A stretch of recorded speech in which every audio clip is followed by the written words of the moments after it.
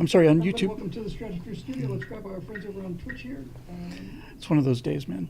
How's everybody doing? I hope everybody's doing well. I've been crazy busy for a lot of reasons, obviously, and so I'm trying to kind of catch up here real quick.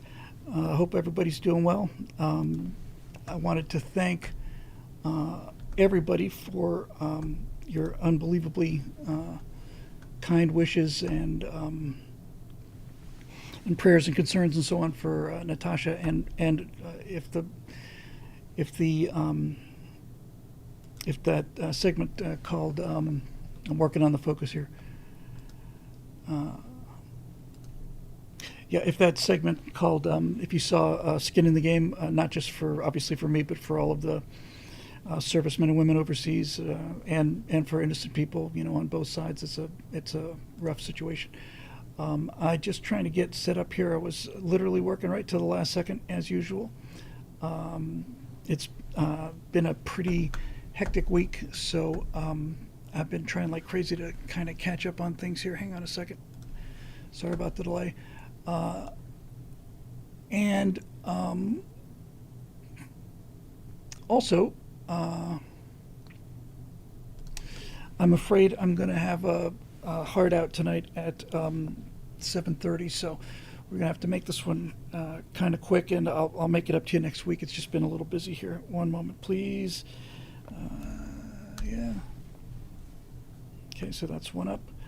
And then one more to go. Here, hang on a second. I got to turn off the monetization at YouTube, so hang on a minute. Yeah, it's been pretty,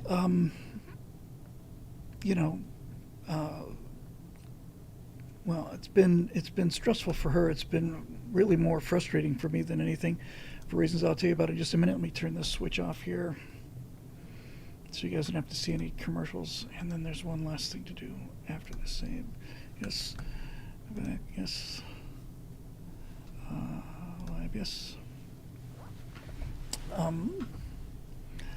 Okay. Yeah. So again, thank you everybody. It's been very very kind. One last thing. I'll be right there.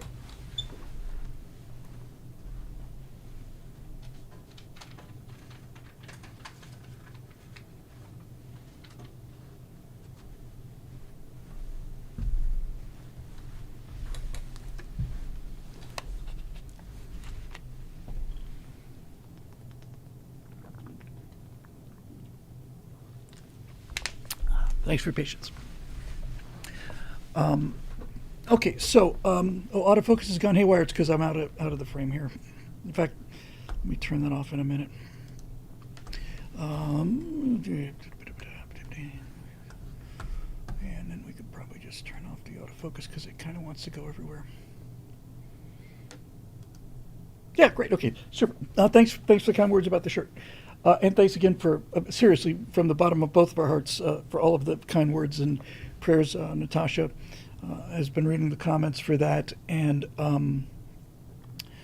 it's done her enormous good. So I just tell you, about kind of things as they're happening on a daily basis, and just some of the challenges that I face, and they're fine. They're all fine. Everything's good. Some of the challenges that I've been facing, and I'm only going to bring it up because I suspect most of you husbands out there understand what I'm about to say, and if you're a young guy watching, this is one of the things that marriage is all about, and believe me, it's worth it. So 2 nights ago, she was really upset. She was just really scared, frankly. A lot of that is due to the fact that her daughter is there with her, and they are extremely close. Natasha had her daughter Diana when she was 17, and Diana's father left pretty quick, so she had to kind of raise her by herself. This is in East Germany and Novosibirsk and all of that stuff. I don't want to, get into too many details, but Natasha has had childhood traumas the like of which I just cannot imagine. Really, honestly, I haven't talked about this before. I kind of need to get it out of my system, I guess. But really, I can just give you a couple of cases. When she was a small girl, they were playing on sleds. They made a pile of snow and just sliding down sleds. So she got on the sled, and then the girl behind her got on the sled, and the girl behind her got on the sled and just kept going and just got run over by a car. That was the end of that girl right there. She was traveling from Vladivostok to Sochi, and somehow her connection, I forget where the connection was, might have been in Novosibirsk for all I know, got mixed up. She was 5 or 6 years old. She got stuck at the airport for 2 days, living on candy bars in a little room, and nobody knew where she was, and nobody knew how to get her, which is just inconceivable to me.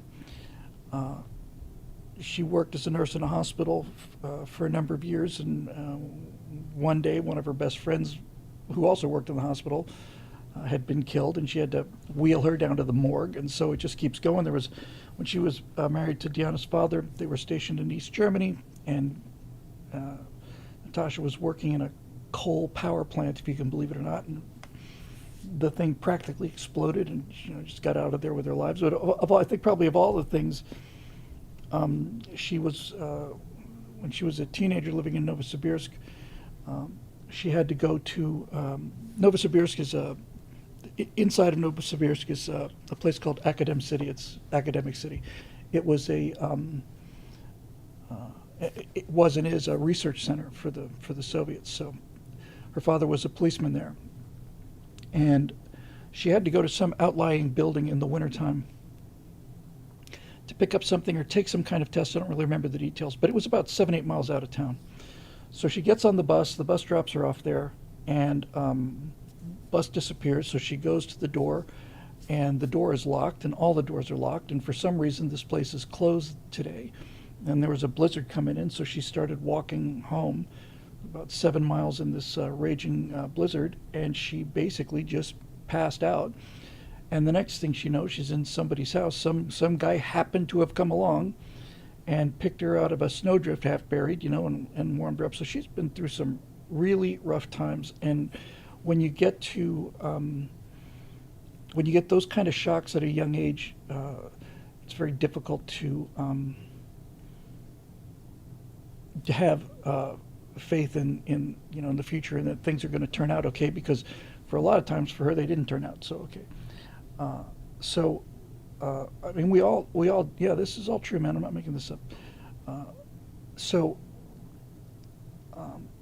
One of the challenges that I have, and one of the challenges that she has, I have different fears about different things. I worry too much about finances and things of that nature. I worry I'm not doing a good enough job as a husband, and worry about not doing a good enough job as a commentator and all the rest of it. But when you've got that kind of trauma, and I use PTSD exceedingly carefully, because everybody's got PTSD these days. You didn't get the Starbucks messed up your order, you have PTSD, but these things are like real, honestly, childhood traumas, especially being left at an airport for like 2.5 days with no food and no idea where anybody is or where they're coming from.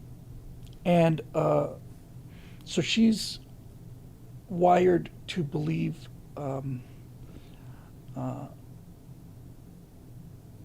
worst, and experienced this out here many times, but especially last year during the fires. And the thing about it is, when you've got that kind of history of really horrific things happening to you, you can. I try to fight this with reason and support and logic, which has limited effect. Mostly just listening and acknowledging. I have to remind her of all the traumas, because she says sometimes I'm just, I feel bad about being scared in times like this. I said, honey, if anybody has a right to be scared about this, then it's you. But during the fires, she was we absolutely convinced. We live in the middle of the San Fernando Valley, and we live in a nice neighborhood, and all the yards are watered and all the rest of this stuff. Yeah, good for, I completely, thank you, conductor. It's very kind of you to say, and hopefully get to the point of this. So just to give you an example, during the fires, we'd had fires for a couple of years, but obviously last year's fires were much worse and got a little bit closer. But every year there'd be fires, and I would explain to her, honey, the fires cannot burn where we live. We live in an area that's just got nothing but watered grass, and fires burn on those super dried brush fires. I'm always honest with her. I said, sweetheart, if we lived in the hills, you'd be hearing a different story from me. If we lived in the hills or in one of the canyons, we would be out of here. But the chance of the fire coming down here to the valley floor where we are, a mile and a half from the nearest part of the Hollywood Hills, the chance is just zero, sweetheart. And if it looks like it's going to happen, then we'll deal with it then. But she saw one video on YouTube about a fire crossing a road in a fire tornado, and that video outweighed everything that I said. It outweighed 40 years of me having lived here with these fires, and me especially having a good, I think, a really good sense of risk assessment. So I say all this to simply say this. During the time she's been there, she's been kind of up and down. Obviously, she's really frightened when she first got it. And a great deal of her fear comes from the fact that her daughter is there. And her daughter, she's seen her daughter 4 times in 10 years. And life in Sochi for the daughter is not good. Up until fairly recently, it was just that there were no men there. She's about 400 miles from the front in Sochi, the Ukraine front. All the men are gone. All of the businesses are shut down.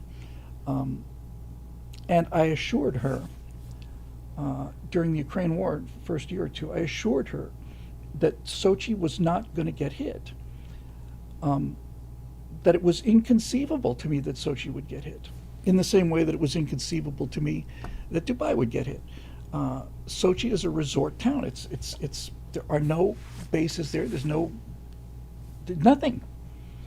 Sochi's on the Black Sea, and I had promised her this, and for about 2.5 years, it was true. And then she says that she just heard from her mom and her daughter that that Sochi airport had been attacked by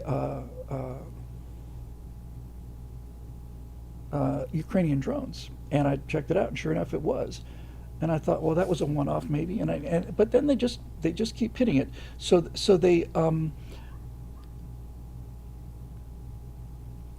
I realized that the reason they hit Sochi is because they can. It's in range, and Putin has a dacha there. All the Russian leaders have had dachas there, but I don't think it's got anything to do with it. In any event, Natasha's got to get her daughter.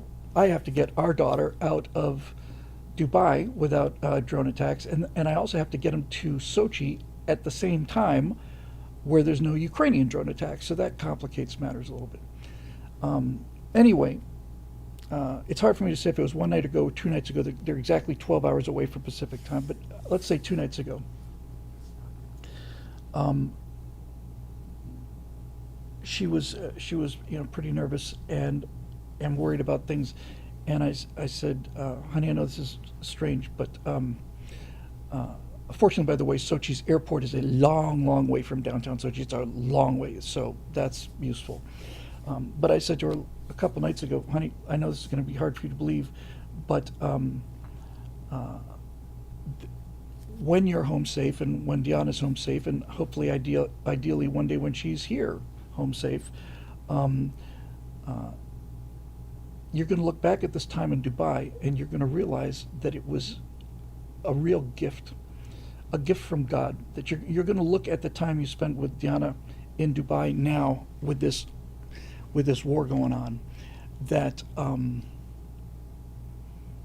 that you're going to look back very fondly with. And she said, how does it make sense? I said, I don't know.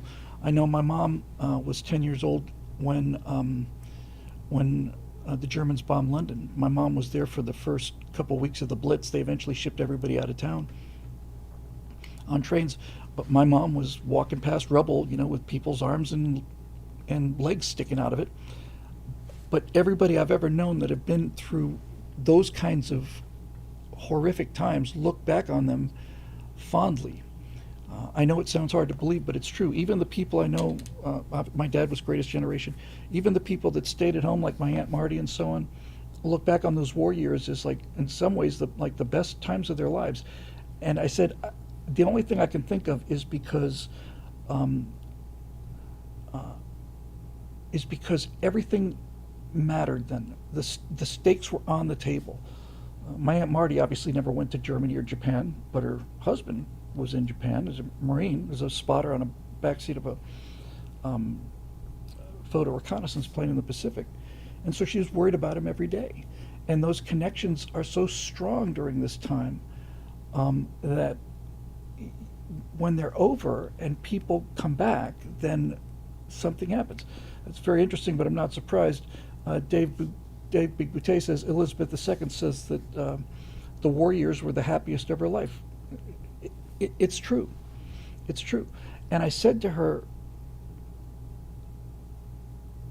honey, if you had just gone to Dubai, because they've been together 4 times, I think 5 times maybe since Natasha came here. And every time it's been at a resort hotel. And I said, if you'd been sitting on the beach, you'd be having fun, you'd be swimming, you'd be laughing, you'd be joking around, and drinking pina coladas, and everything would have been great. But now you're both here worried about each other, and your connection to each other right now, I'd be willing to bet you, is much stronger than it's ever been in her life. And she said, that's absolutely true. And it was a long conversation. It was a couple-hour conversation. But in any event, 2 nights ago when I left her on the phone, she sounded better. And then when I spoke to her the next time, she sounded much better. She said, Billy, I really got a lot out of that. It really meant a world to me, and I feel much better about everything. Great, fantastic. So I wake up today, or this morning, I guess, around 4 or 5. I've been up a lot all night, and she called me, and I said, "How was your day?" And she said, "Oh, it was good." They went to this hotel that has apparently like swimming pools on every one of the rooms up in a skyscraper. Each skyscraper has its balcony, and each balcony has a swimming pool. And they had a lot of swimming pools there, and so they were there for like 3 hours. Had a really wonderful time, and then everybody's phone goes off. Warning. You've got remain sheltered. So she had to stay. She had to stay in the hotel, and she had to got locked down in the bar of the hotel. And she said it just really kind of ruined everything and freaked her out a little bit. And the meanest part of me, which she's done so much to eliminate, the little fringes of that red-eyed rat inside of me, said, "Gee, that sounds really rough, getting locked in a bar in a luxury hotel in Dubai. I mean, it's not exactly trapped under the rubble." I didn't say that, but that was my first thought because I'd just woken up. But here's what happened, and this is what actually really pissed me off. I had warned her about this, but between the time when I'd spoken to her last when she was doing well, and then when I talked to her earlier today, she sounded much worse. And I said, "Honey, what's the matter?" And she said, "Oh, nothing, sweetheart. Obviously, you don't sound good. Something happened. You sounded much better yesterday." She said, "Well, I was just listening to this Russian blogger," and I thought, "Oh, for God's sake!" I said, "I warned her about this." I said, "Really? What did he say?" He said that there's lots and lots of air traffic coming in and out of Iran from China, and that China is bringing in new missiles and hypersonic missiles and resupplying Iran, and that he thinks that Russia's going to resupply Iran because Iran is an ally of both Russia and China. I said, "Well, Iran was an ally of both Russia and China. Go ahead." And she's talking about all the things that this Russian blogger talked about. and how it was going to be the beginning of World War III. I said, are you concerned that they're bringing nuclear weapons into Iran? And she just barely muttered under her breath, like, yeah. Well, so once again, this is what husbands have to do, and you can't just do the logical stuff. You got to do the emotional stuff too. You got to listen, and honey, I understand why that would sound really, really scary, but it's just not true, and I can prove it to you. Okay, I can prove it's not true. First of all, I've seen on camera Vladimir Putin said he's not getting involved with this. I saw on camera that Xi Jinping has said they're not getting involved with this. They both said that America was wrong to attack, but they're not going to be helping them. Secondly, if Russia or China were to come in on this fight, then they would have come in on the first day while there was still something to fight for. I sent her a chart of the number of drone attacks every day, and just said these are all going down. I said, did you hear any explosions today? She said no. And I think I'm starting to win this battle against this Russian blogger. I said, honey, look, I wouldn't be surprised if a couple of flights from China were coming in to get Iranians who had backed the regime out. But I promise you, we own that airspace, and we are not letting anything get in there. And they both said that they're not going to do it, and that seemed to help a little bit. And then in the middle of this conversation, she said, oh, I said, what? Did you hear something? She said, no, I just felt this pressure wave on my chest. And she asked Diana, and said, did you feel it? Asked her in Russian. Diana felt it too. And I thought, well, what the hell is this? She said, it's just weird, Billy. It's like something that kind of hit me in the chest. I could just feel it. And I thought, okay, my brain's just working as fast as I can. It's a shock wave, which means it's moving at the speed of sound, which means that whatever sound is associated with the shock wave has got to be coming. So she said, what was it? I said, I don't know. Honey, let me check with Grok and so on. And I described what I saw, and Grok said, look, maybe the air conditioners in the building turned on at the same time if all the windows were closed, or it might have been like a high altitude interception or something. And I thought, that doesn't seem likely.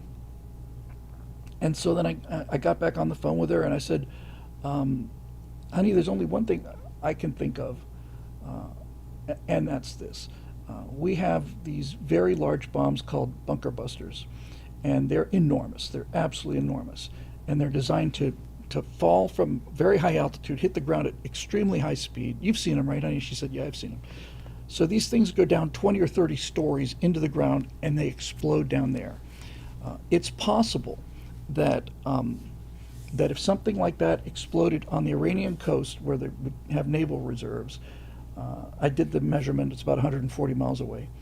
I said, it's possible that one or two of those large explosions could have happened underground, which would have muffled the sound, but the low frequency waves, the pressure waves, would have probably kept going. But I can tell you this,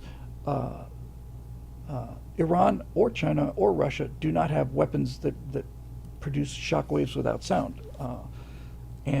And Iran doesn't have an air force anymore, doesn't have a navy anymore. They've got nothing to deliver a weapon that size. Nothing flies over that country. So I'm just chipping away at all of this. But I realized, and this is the part that's so hard to deal with, that when you've got that kind of trauma in your life, and look, I'm guilty of this too. I tend to black pill over finances, personally. That's been my traumatic experience over the course of my life. But I basically just said, honey, this Russian blogger, is he in Russia? It's a good point, Tech. He could have been a sonic boom, but you hear those. Anyway, is he in Russia? And she said, yes. And I said, well, sweetheart, I warned you about this. I don't blame you for listening and trying to get all the news you can, but just stay with me on this, okay? If this guy is blogging from Russia, then that means that whatever message he's putting out is approved by Putin, right? Because if it wasn't, he'd be arrested, okay? Yes. Okay, so if this message is coming out, I warned you that anything you heard from Russia about this is going to be colored. It's going to have an anti-American spin on it, and I think what this guy is doing is he's trying to freak out American left-wingers that Donald Trump is about to start World War III, and that gives them even more reason for the extreme lunatics to think they have to go finish the job, and it sows discord in this country, and it makes everybody afraid, and I'm telling you, sweetheart, there is no China and Russia are not coming into this. I said, here's what happened since we talked to you last. These Iranian idiots lobbed one drone at Turkey. Turkey shot it down, but Turkey's a member of NATO. So if Turkey is attacked, then all of NATO is attacked. And since you've been sleeping, NATO is now moving against Iran. And 10 minutes ago, before I called her, I said, they also decided to chuck up a single little tiny little drone attack on a French base. And the French don't do whatever NATO does, but it was an IRBM, intermediate range ballistic missile. But they launched an attack on a French base, and the French have turned their aircraft carrier around, and they're sending it back to the Gulf. So now they've got 3 or 4 aircraft carriers surrounding them. And she said, I said, honey, it doesn't make any sense. I don't understand it. If I had thought that this would have happened, I wouldn't have set up the Dubai trip. I just didn't know when I knew the strike was coming. I didn't think it was going to come to end of March, but I didn't have there was no reason the U.S. would attack Dubai, obviously, and there was no reason that Iran would attack Dubai. But and she said, well, they just want to burn everything down. I said, that's it, honey. They want to burn the world and take it down with them. So anyway, all of that to say, it's been really it's been hard on her, which makes it hard on me. I am not worried about her safety. I am much more concerned about her going down to the garment district in LA in the middle of the daytime with a friend of hers to look for fabrics. That is much scarier to me than what's going on. But it certainly didn't make me angry at her. It just made me frustrated. It made me frustrated with, really frustrated with this blogger guy. But that's not, he's doing what he's doing, and I realized that that when you've got that kind of background, anything that reinforces fears that you have, it's like attaches to a receptor. It's almost like a protein attaching to a cell. You've got these receptors, and when you find something like that, you just hang on to it. The fires, I drove her out to where the nearest fire was. We took a look at that and drove back, and she saw this one video of a firestorm where a fire tornado crossed a road, and when it was probably 1980 or 1990 or something. And that one video that had nothing to do with where we were outweighed me constantly telling her all the time that things were going to be okay, and that I'd been through fires before and I knew what I was doing, and I wasn't going to let anything happen to her. And that's hard. That's hard to deal with. She got so worried during the fires that I said, all right, honey, I'll drive you down to San Diego. We'll get a hotel room there. I can't stay. I've got things I have to do, but I'll put you down there for a couple of days if you want. So we did. And on the drive down, not particularly proud of this, but on the drive down to San Diego, I was actually weeping. I wasn't sobbing, or I just had tears running down my face, and I was just weeping because it was so frustrating to me that you couldn't get through, that bonding onto that worry is so deeply embedded, that I couldn't get through. So since I couldn't get through, I did the next best thing. I got her someplace where she felt safer. So the last I'll say about the whole Dubai thing is we we have a real complicating issue here. I didn't understand this the first day, but I understood it very quickly afterwards. When we were starting to look like we were starting to be able to think about getting people out of there, Natasha's scheduled to fly before Deanna. They were both supposed to fly out on the 4th. It's the 6th over there now. And Natasha's flight was at 8:30 in the morning, and Deanna's flight was at 3:30 in the afternoon at a different airport. And that was no problem before there was a problem. But once this thing started, Natasha said, I'm not leaving before my daughter goes home. And in retrospect, I realized, yeah, that makes sense. She's not gonna, she can't get on a jet and be 16 hours over the, over the North Atlantic, wondering if her daughter's getting, droned. And the problem with Deanna going home is that we got drones on both ends. We got to find a time when it's safe for her to get out of Dubai as far as Ural Airlines is concerned, and then there's got to be a time when it's safe to land in Sochi. So you get droned by Iran on the way out, and you get droned by Ukraine on the landing, and it's tough. And that concerns me because I'm worried that Emirates could give her a call and say, your flight has been rescheduled for the 7th or the 8th or whatever. But if Deanna's not out of there by then she's not going to be on that plane, and I support that decision. And I don't know what that does to, to sequencing or all the rest of it. And this is why she's on the alert program for the State Department. She gets State Department alerts. But she's not applied for a slot on the way out because we both agree it doesn't make any sense to apply for that slot and then turn it down, because she's got to get her daughter out of there first. So I was going to tickle the connection I had to try to get her daughter a visa to the U.S., just a tourist visa, and that was Natasha's first thought. I said, honey, this is the worst time ever to talk to the State Department about some kind of routine hang-up and problem, administrative problem. This is the worst time ever. It's like an anthill's being kicked over for the State Department. But she said maybe there's some special considerations, that they might make because she can't get home because she's got war on both ends. And I thought, that may be true. So I'll try and get in contact with this guy I know tomorrow and see what happens with that. But so much of this is like I said, a lot of this has to do with, being a husband and, being a man and just being male in general.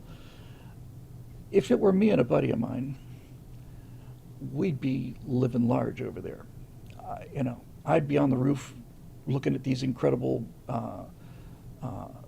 videos of shooting down. I am acutely aware of what the risk is, and I was that way with COVID as well. She thought COVID was going to just, kill everybody.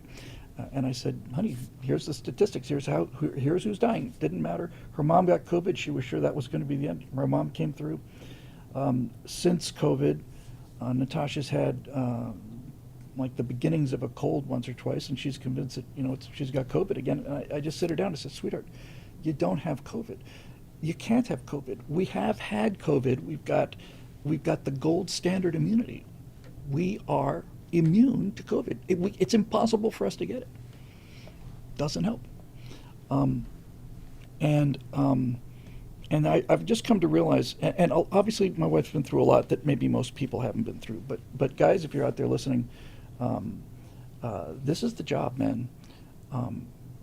We don't appreciate, men don't appreciate the level of fear and stress that women deal with all the time. They're wired that way. We're wired to, go.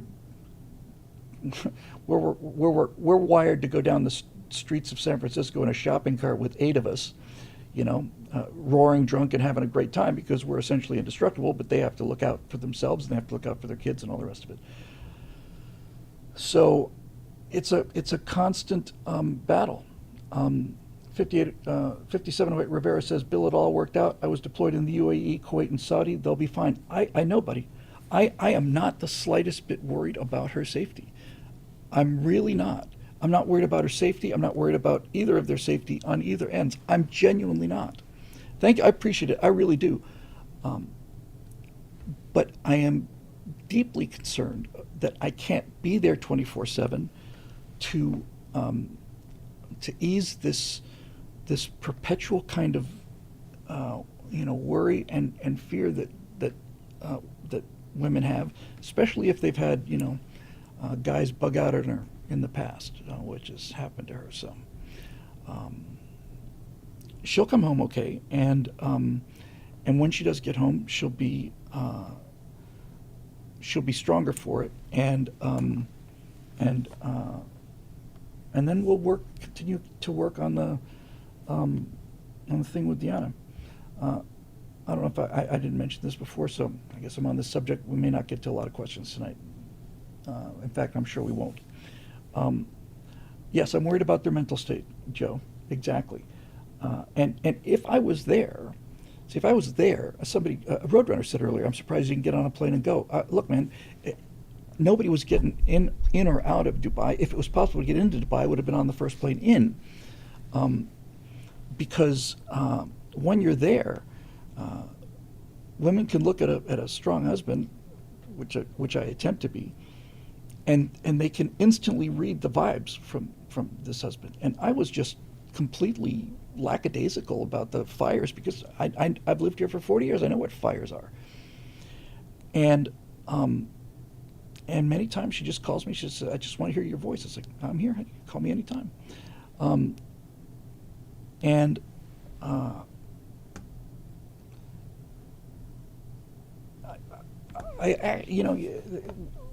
I think when you really care about somebody when they're in pain, when she broke her wrist and was just hurting like crazy, I just wish I could just take it.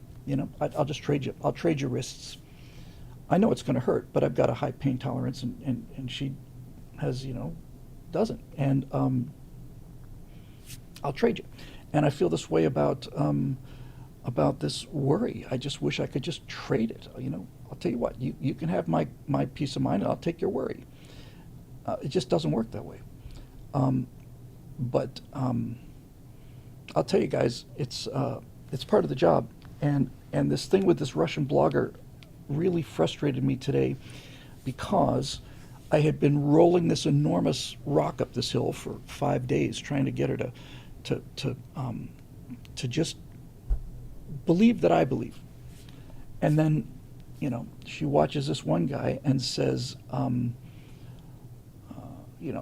it's the beginning of nuclear war and the first target will be Dubai, kind of thing. So, and it's frustrating. Yeah. Anyway, I believe God has big plans for her, and I told her that, and some of the things that I don't really want to get into because they're very, very difficult to believe myself, which I've seen with my own eyes, lead me to believe that this will help. So, the final thing I'll say about you know what, I'm going to skip this because number one, we don't have a lot of time, and number two, I'll bring it up later if we can get it solved. So, it has something to do with why it seems to be so tough getting her daughter into the U.S. just for a tourist visa. You would think that having 2 American citizens for parents and having done everything the right way from the ground up, from the beginning, from the first day with her mother would, and this is not Russia's fault, this is U.S. fault. They just, they're just convinced, if you've got relatives living in America, you're just going to disappear and you're going to live off the welfare system, which makes me want to say, thanks, Joe. Thanks a lot. Thanks, Kamala. 20 million people into the country illegally, and somebody wants to come in legally, and you've got that example. So thank you very much. Really, really nice of you. Okay, Stratosphere Lounge questions for 26305. And one last thing, by the way, I can't tell you how much the kind comments and prayers and everything in that right angle helped all of us, but her especially. She would check it 4 or 5 times a day. Gave her tremendous strength. And strangely enough, Scott Ott has a person he works with whose wife is also stuck in Dubai, and we put them in touch with each other, and I think that would help a lot for them, to just kind of be together like that. But guys, there's a noise downstairs, and somebody's got to go check it out, and it's got to be you. And you just need to get used to that. And this is why the whole boss babe warrior chick thing bugs me so badly. It just bothers me so much, because it confirms this delusion that they seem to have, that that they're tough and brave, and it's like, no, it's making them insane. Anyway, Ian Nolan, thank you very much for collating this, and I'll get through as many of them as I can in half an hour, so we'll go as fast as we can. Ian Nolan, Bill, of course we have to talk about Iran. Many on the libertarian right or America First right are feeling quite demoralized. Not that we harbor any positive feelings about the Iranian regime, but we thought that we were voting for a peace president who's given poor justifications for his actions. Matt Walsh summed it up quite well. I personally think Charlie Kirk was the figure helping Trump keep his finger on the pulse of the base, and he's lost that. With regard to Iran, consider the justification has been to stop their nuclear program, but does Trump then claim that the strikes last year were unsuccessful? Both cannot be true. I'll take these one by one. They can both be true. You can knock out, Iran has a significant amount of money, and they have a very highly skilled scientific base. And the reason it can both be true is you can take out their three main facilities, but you can't stop them from starting again, and you can't stop them from, and you don't know what you don't know in terms of where that other stuff is. Next bullet point is the justification is also that it will make the region safer, and this is a noble goal that may cost us American lives. I think most of America doesn't buy Middle East peace being worth American lives. I will 100% agree with you if we're talking about things like a ground invasion or boots on the ground or anything like that. So far, we appear to have essentially pretty much destroyed this Iranian terror regime at the cost of 6 American lives, and that is no consolation to the people who lost their fathers and mothers and children, and I hope I made that clear in the skin in the game segment. What we don't see is that these terror networks extend everywhere. If there would be no Hamas without Iran, the October 7th attacks would not have happened without Iran. The Houthis who are attacking the shipping in the Gulf, in the Red Sea, and who are forcing tankers to go all the way around Africa rather than through the Suez Canal, which is adding cost to everything and so on. That wouldn't happen without Iran. Hezbollah wouldn't happen without Iran. China gets, I don't know what percentage of Chinese oil imports are from Iran, but I do know that of 90% of the Iranian oil exports go to China. And a lot of them came from Venezuela as well. This is not a one-off raid because he's feeling randy. This is a grand strategy that is not accidental. I've always been very suspicious of, like, for instance, the way Trump handled the release of the Epstein files. I thought that was the most badly bungled thing I'd ever seen him do. But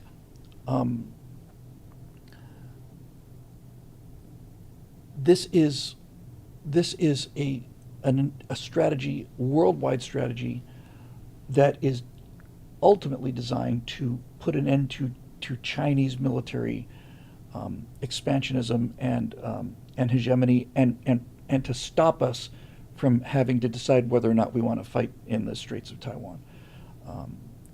And the original attack on the nuclear facilities didn't cost us a single life. The operation in Venezuela didn't cost us a single life. 6 people were killed in a drone attack in Iran. But again, this is the head of the beast. Everything that comes out of Iran is designed to hurt us, and we didn't start this war. They started this war in 1979. Um, and um, and when you look at how destabilizing, look, I'm not a big believer in this word stability, especially when the stable situation is the stable status quo is, is not in our interest. But this is something that should have been done a long, long time ago, and it's in our national interest to do it. For example, the what I spent the first half hour, almost an hour talking about was what sense is there in launching attacks on Dubai? Well, it doesn't make any sense. And when you ask yourself questions like this, you have to ask yourself, if Iran is so irrational that they launch attacks on all of their Arab neighbors, 7 or 8 at the same time on day one, and then they launch an attack on Turkey, which is a NATO ally, and they launch an attack on France, they're not rational players. So when it comes to Iran having a nuclear weapon, you cannot say, well, it's okay for Iran to have a nuclear weapon because Russia has them, or China has them, or France has them. This is an apocalyptic death cult that runs this country, and I should do an entire segment on this. But so much of life can be explained by the concept of ambient risk, and they raise the ambient risk level to essentially unacceptable levels. So, yeah, Copy Shinato said 241 dead Marines with Libya bombing and all this stuff. The list of things that Iran is behind, including most of the people that were killed in Iraq and Afghanistan due to Iranian designed, built, and in many cases emplaced IEDs, is just another one of the things that are on the table. I am sympathetic to the Iranian people. I am not willing to commit American lives to liberate that country. I think we learned a few lessons about that in the first part of this century. But, however, with that said,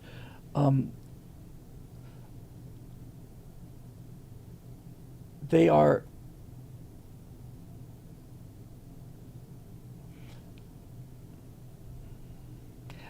you could take the isolationist argument to the degree of should we have it? Japan declared war on the United States. We did not declare war on Germany. Hitler declared war on the United States, I think, 3 days after Japan declared war. But if let's say that let's say that Hitler had not declared war, and let's say that the U.S. had not declared war on Germany, can you really say that it's not our problem? It's not. This is an extraordinarily complex issue, and I have done a lot of recalibrating my thinking on this. And what the conclusion I've come to is, let me finish these bullet points, and then I'll get into this. Any deep entanglement with Iran that is unpopular enough to cost us the 2026 and 2028 elections simply isn't worth it. A free Iran for an enslaved America is a bad trade. It seems far too close to a wag the dog situation where the conflict is occurring precisely when powerful figures such as Rothschild's bankers, World Economic Forum chairman, or Commerce Secretary Howard Lutnick are beginning to get exposed from the Epstein files and pressured into resigning. The badly worded statements from Rubio and Speaker Johnson were both that the imminent danger justifying why now was that Israel was going to attack, and that meant Iran would retaliate. Just feels like Israel is dictating our foreign policy. I think the war is probably justified, but if it is justified, the Trump administration has done a piss poor job of explaining things. Any thoughts? So, let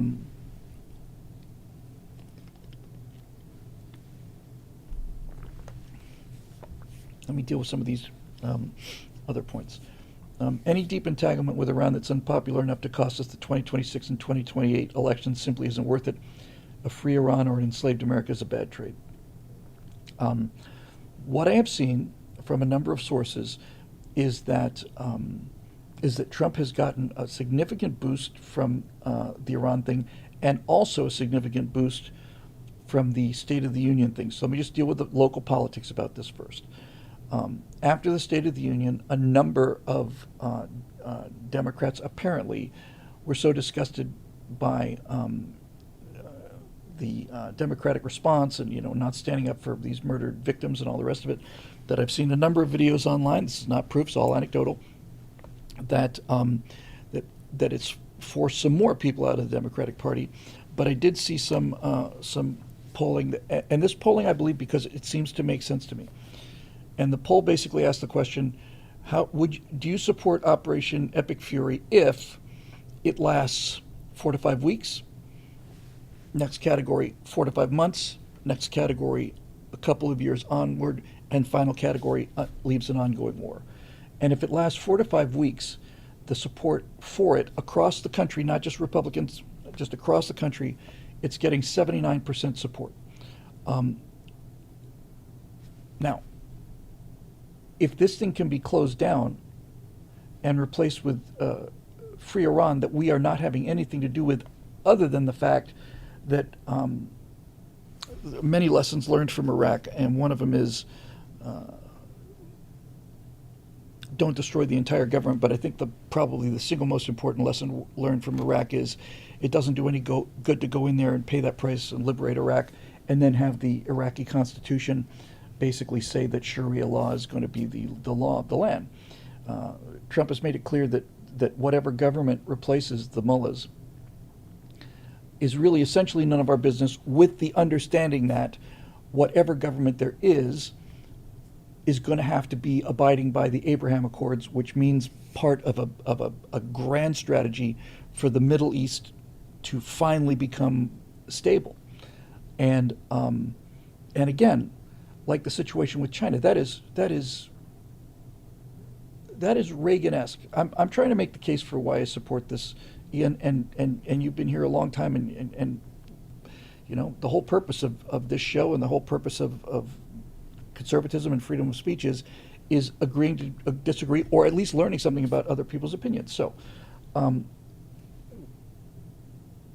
what Donald Trump did in his first term with the Abraham Accords is an indication of how a bad situation can go on for decades or maybe even a century until somebody decides that we can solve this problem. If we're willing to take some short-term pain, we will get rid of all the long-term pain.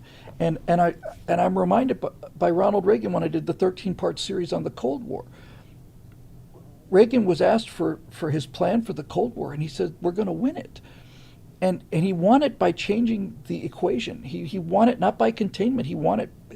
Reagan won it by moving it off of the theoretical battlefield and into the moral battlefield and into the economic competition sphere, both together. Ronald Reagan, Margaret Thatcher, and Pope John Paul II made the Cold War a moral conflict, not a question of lift weights and number of warheads on your MIRVs and all the rest of it. And that support was what it took to end the Cold War bloodlessly. We put up with these ongoing cancers. Iran has just been a metastasizing cancer that for 50 years has been the source of much, much pain, not only to us but to the rest of the world, but to us as well. And somebody finally has the vision and the means to do something about it. I'm like completely behind this. I didn't know until today, and I am deeply, deeply embarrassed to admit this, but I didn't know until today that, and I hope this numbers are right, but I heard today that of the Iranian population, 30% of them are Muslim. Did anybody else know that? I certainly knew that Persia was not Muslim. I knew that the Arabs conquered Persia back in the 700s, maybe 800s. It was one of the first conquests that they made out of Arabia. But the Arabization of Persian culture has been going on for 1300 years, and it still hasn't taken. The problem isn't Iran. Iran's not the problem. The problem is Islam. That's the problem, and Islam is a death cult. Islam itself divides the world into two parts: the House of Islam and the House of War. And I remember 9/11. And all of this stuff is, it's hard to believe, but honestly, in the 1980s, 70s and 80s, Islam was almost finished as a religion. Almost finished. It was just dying out. Nobody believed in it. The Iranian Revolution is what brought radical Islam back onto the map, and it's done nothing but metastasize and grow. Capicionato says 50,000 out of 75,000 mosques have closed in Iran. So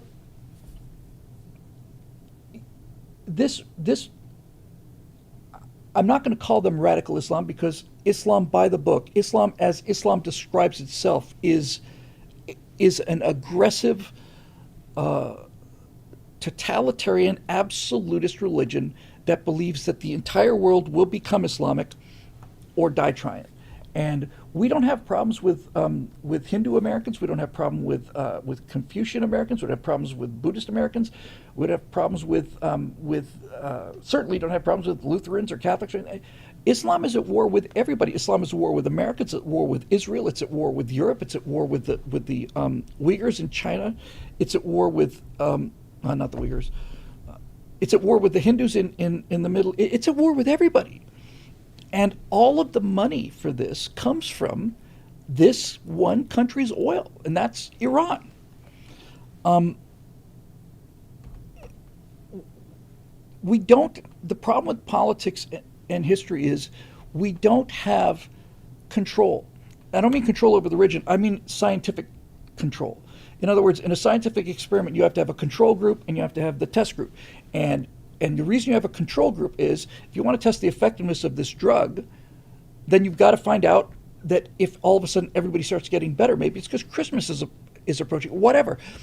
There is no control. So in other words, we don't know what the world would look like if there wasn't a well-financed radical Islamic terrorist state called Iran. But I can tell you this, if you look at, and these are not hard to find, forget even pictures of what Iran looked like in 1979 before Islam took it over, because all the women are wearing miniskirts and everybody's happy and people are going there to vacation. Take a look at what Libya looked like. Take a look at what Afghanistan looked like. Take a look at what Iraq looked like, Baghdad looked like. You can see travel brochures for vacations in Baghdad, and somebody once took a picture of this beautiful tree-lined roadway, and all of these nice streets and everything's fantastic, and then compared it to something 30 years later, and it is just bombed out rubble, just because of what Afghanistan. You used to be able to go to, you just go to Kabul for a vacation or Kandahar. No, this has been with us for a long, long time, and it's done a lot of damage. And by the way, Aussie drone guy beat me to it. He said, take a look at what London used to look like, or San Francisco. This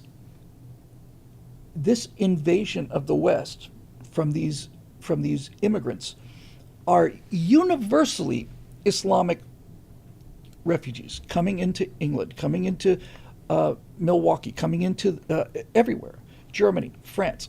They are fleeing Islamic regimes. Those Islamic regimes in those countries are maintained largely by the influence and the power of Iran. If you take the money which is oil money away from Iran, then you have to ask yourself, are all of these Islamic shitholes basically, just look at what they were before Islam hit them. It's like Islam is like a tsunami. And after the tsunami ebbs, you're left with nothing but wreckage. So I think that's a compelling argument to do this, especially since my main point here is we have become so sophisticated technologically that I am against boots. I am 100% against boots on the ground.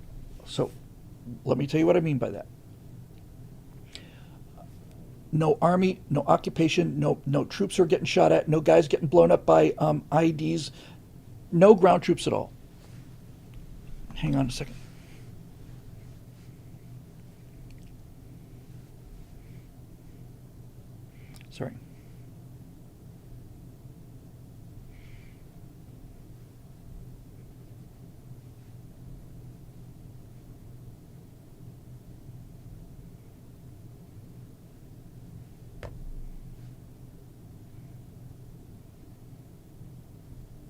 Sorry, it's an important call.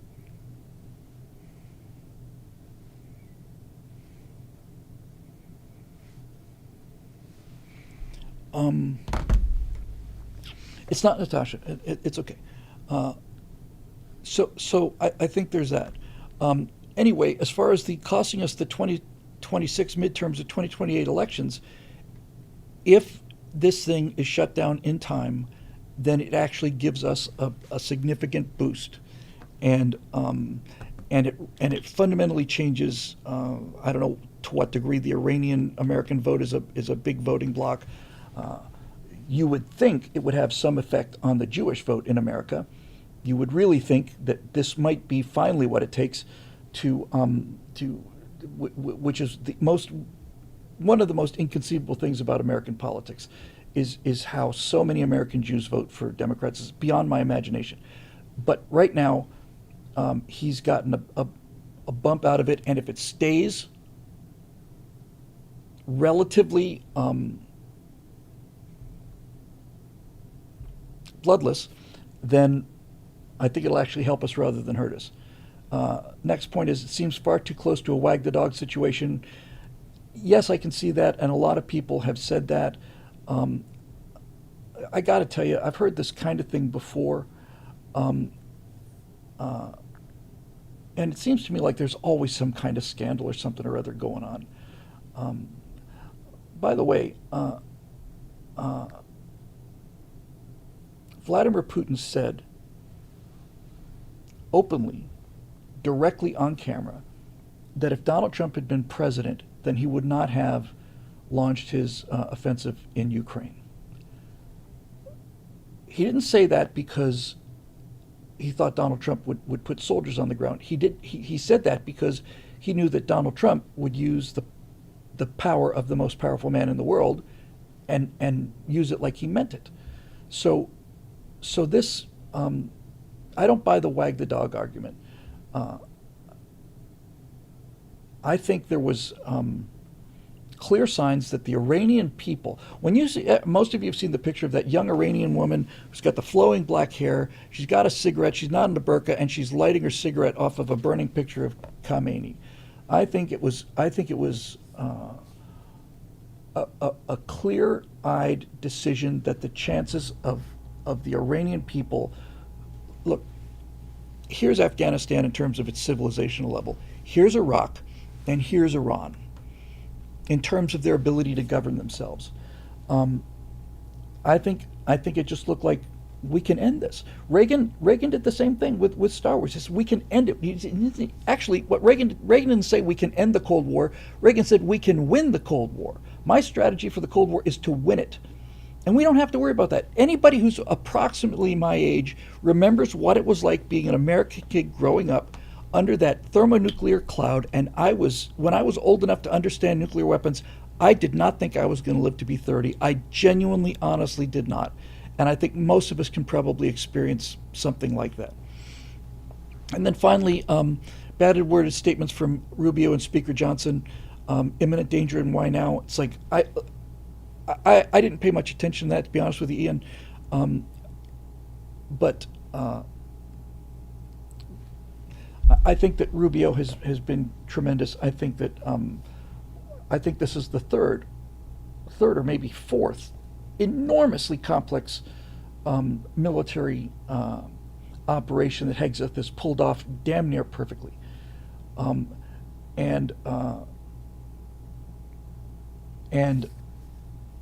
Quibo says, I think the Iraq War was bad because of Iranian involvement. One thing I do know for a certain fact is that most of the losses we took in Iraq were from IEDs, and they were designed, manufactured, and in many cases installed by Iranians. So I agree. If this turns into American troops fighting in the streets of Tehran, then no way. No way. But I think that the heavens aligned in such a way that that they were able to realize that two things can happen. Number one, this is our best chance of knocking off the regime without us having to go and install a new regime and put our men in the streets and all the rest of it. And number two, we can try to outproduce China militarily. But if we do this, if we take away their Venezuelan oil and we take away their Iranian oil, we probably cut 30 or 40% of their oil imports, and we are an energy exporter. I think that is absolutely brilliant. And the reason I think it's brilliant, Ian, is not because I love war. I think it's brilliant that if you can pluck the communists out of Venezuela and send bomber crews over Iran, and you can stop China's militarization and aggression, then that has saved tens of thousands of American lives, possibly hundreds of thousands, and if the balloon really went up, potentially millions of us. This is why I believe in military action while military action is capable of stopping it. I've said it before, I've said it again, it's historically true, and anybody who really knows history knows this. At the beginning of World War II, the first thing Hitler did before he annexed Austria, before Czechoslovakia, before the Sudetenland, all of that, the Rhineland was demilitarized by the Treaty of Versailles and had been since the end of the First World War. And Adolf Hitler sent one company, essentially he sent a marching band across the river into the Rhineland. And the German High Command, OKW, Oberkommando der Wehrmacht, said on the record, General said that if there had been any resistance to that, they would have deposed Hitler and they would have gotten right behind their line. But we didn't. We just kept backing up. And what I'm trying to say is, if a French policeman had stood his ground on a bridge in 1937, I think it was, if a French policeman had stood on a bridge with his arms crossed, the Germans would have had to turn around, and there wouldn't have been a World War II. And these lessons are not, they're not one-offs. This is how people always act. The aggressing nations are always pushing, and when they find weakness, they keep pushing because it's rewarded. And it's not just nations. You see this with people. I've seen, get your bingo cards out, I've seen body cam videos, I can't tell you how many I've seen with people on their fourth or fifth DUI arrest. Why are they on their fifth DUI arrest? Because nothing happened to them on their 4 previous DUI arrests. And if you don't understand this about human nature, you can't make a rational decision. I am 100% with you. I do not think that a free Iran is worth killing hundreds or thousands of American troops for. And the final thing I'll say about this is this.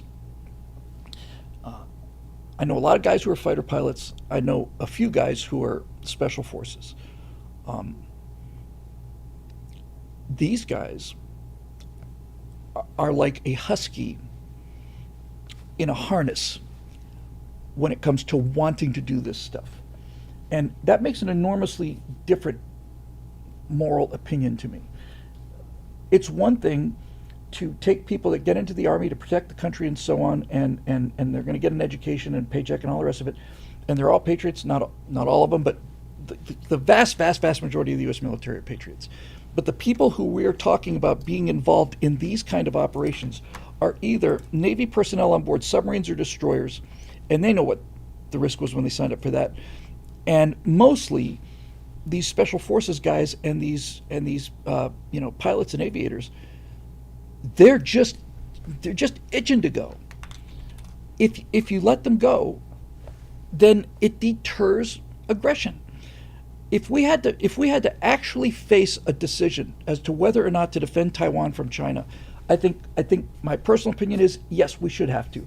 But if we don't have to, because China, and these are multiple reports that China's just gobsmacked that we had the guts to do what we're doing now, then everybody wins, and a free Iran becomes a it's like a gratuity. It's like extra. We're not doing it for that reason, but it's good. Do good and do well as well. So that's my take on the Iranian situation. I do not want to see guys on the ground. I don't want to see. I got to be good friends with a guy named Mike Schmidt, who some of you may or may not know. He was leading he was a sergeant in the Rangers. He was leading a patrol in and out of Baghdad. He had some new guys there, so he put the new guys in the up armored truck, and he got in the lead Humvee. And on the way out of Baghdad, they ran over an IED, a couple of 120 millimeter artillery shells fused together and surrounded with liquid propane. And the blast blew my friend Mike, I don't know, 40 yards through the air. When he wakes up, he looks over at his Humvee and he can see it's burning. So he gets up and starts running towards it to get his guys out of there. But he doesn't make it because he's covered in liquid propane and he's on fire. So when I first met him, it was for an event called the Veterans Airlift Command. And I got on board that little tiny private jet. And I remember saying to myself, the most important thing you're going to do here, Bill, is you're going to look this guy right in the eye, because his face looked like a bowling ball that had been like a bowling ball made out of scar tissue. He looked like Freddy Krueger, except Freddy Krueger had eyelids and ears and a nose. Mike's nose was burned off, his ears were burned off, his eyelids were burned off. I bring this up because that explosion was caused by an Iranian IED, and letting a problem continue and continue and continue. And I think if this can be done with submarine crews, destroyer crews, air crews, then it is not only justified, but it's an incredible bargain for the future. Again, we don't have a control. We don't know. I do know that if Joe Biden, if Kamala Harris had won, then Iran would continue to raise the stakes. The Democrats would do what they did with Obama, and that is give them money to be nice. They would eventually get their hands on a nuclear weapon. And then, would it be Tel Aviv? Well, almost certainly. But they apparently had enough uranium for 7 of them. And what happens if somebody gives you credible evidence that there's a nuclear weapon in downtown New York City, or whatever the case may be? And if you don't do what we'll say, we'll detonate it. I know there's a lot of questions I'm not going to get to tonight because it's time for me to go, but I'll close with this. I'm a hawk because I am fascinated by war, but I know enough about war to know how horrible it is. I hate it. I'm a hawk because I want peace. I am philosophically a hawk because my reading of American history and world history shows the truth of what Reagan said. And Reagan said, of the 4 wars in my lifetime, none of them have come about because America was too strong. And the idea that this mirroring idea that's so common among people of, I almost said the left, but really people of goodwill. If we're nice to them, they'll be nice to us. If they're pissed off at us, then we should be nicer to them, and then they'll be nice to us. It doesn't work that way. It's not a high-trust society. Cooperation is not valued in Islam. Cooperation is seen as weakness in Islam. And if you do not understand that, you will misunderstand yourself into some very bad situations. And I'd like to not see that happen.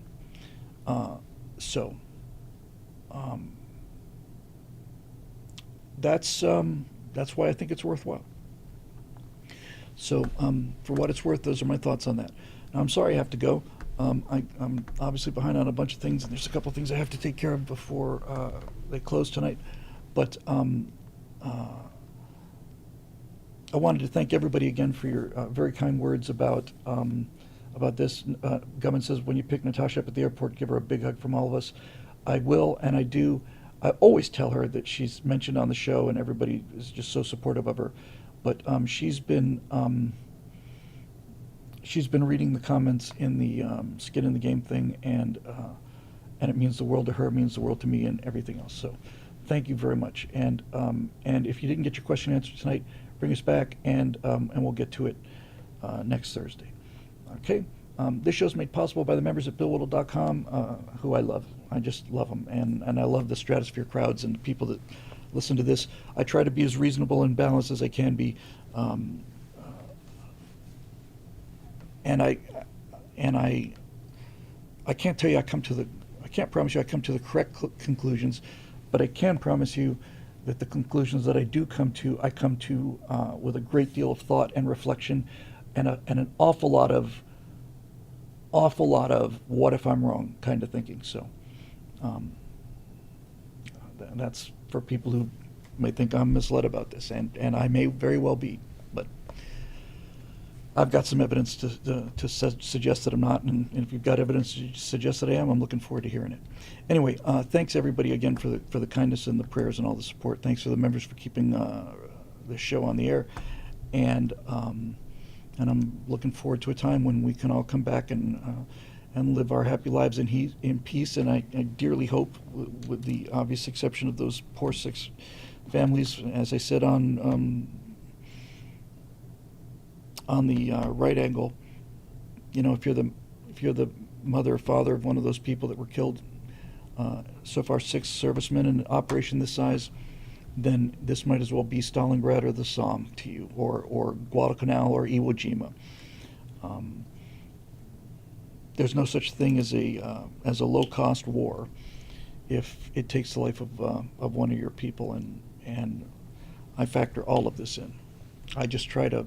My goal has been and always will be maximum happiness for the maximum number of people, starting with us, and that's what I hope and actually what I expect to see in the very near future. Anyway, thanks very much for being with us, and we will see you guys on Monday night, hopefully for something considerably more fun, and with considerably more gee whiz stuff on Monday night for your very own Stratosphere studio.